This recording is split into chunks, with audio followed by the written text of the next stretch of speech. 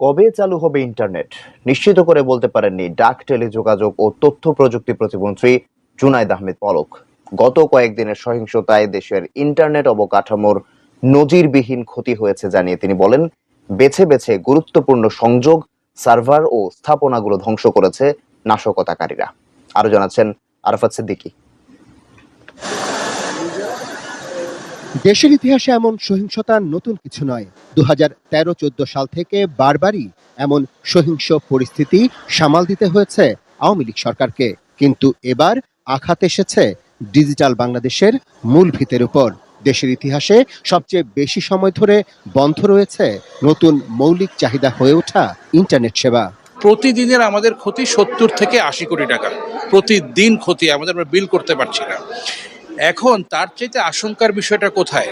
আমি আজকে 70 কোটি, কালকে 140 কোটি টাকার ক্ষতি না, সামনের দিনে এই ক্লায়েন্টগুলো আমাদেরকে ছেড়ে চলে যাবে। ইন্টারনেটটা সীমিত আকারে চালু করলে তারা অন্তত দৈনন্দিন যে ব্যবসা বাণিজ্যিক কার্যক্রমটা চালাতে পারে। তবে আমরা ইমেলটা চলুক, ভয়েস দরকার নেই, ফেসবুক দরকার নেই, কারণ আমরা জানি যে ফেসবুকে অনেক গুজব ছড়িয়েছে।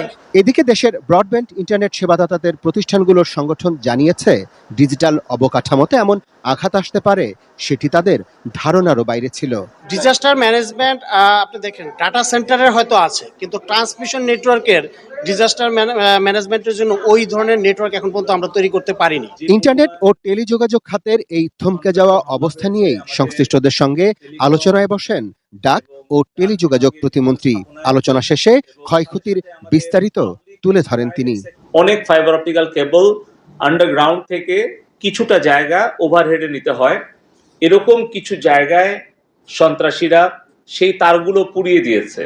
তারা বেছে বেছে সরকারের স্থাপনাগুলোকে ধ্বংস করার জন্য, উন্নয়ন অগ্রযাত্রাকে ব্যাহত করার জন্য আমাদের ডিজিটাল, সাইবার এবং ফিজিক্যাল ইনফ্রাস্ট্রাকচারগুলো তারা অগ্নিসংযোগ করেছে, ক্ষতিগ্রস্ত করেছে এবং তারা এই পুরো ব্যবস্থাটাকে নস্যাৎ করার জন্য চেষ্টা করেছে। জুনায়েদ আহমেদ পলকের দাবি, চলমান সহিংসতায় রাষ্ট্রীয় অবকাঠামো যেমন ক্ষতিগ্রস্ত হয়েছে, তেমনি ক্ষতিগ্রস্ত হয়েছে ভার্চুয়াল অবকাঠামো। কবে নাগাদ এই স্থবিরতা কাটবে তার কোনো উত্তর নেই প্রতিমন্ত্রীর কাছে।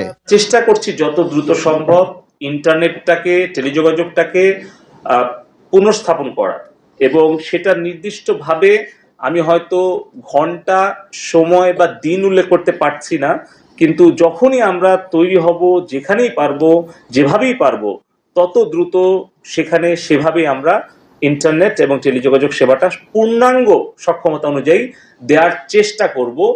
Arafat Siddiqui, ATN news, Dhaka.